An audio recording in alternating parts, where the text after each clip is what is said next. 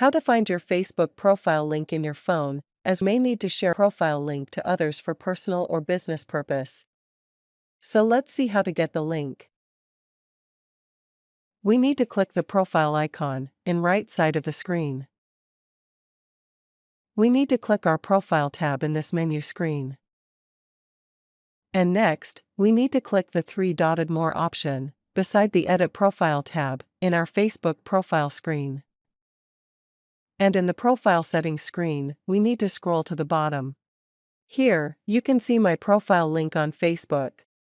We can copy the link and share to anyone through social media apps or email the link to them to connect and communicate for personal reasons or promote your business. I am hoping this content was of help to you. You can subscribe to my channel and click the bell notification icon to get new updates when I more tutorial content like this.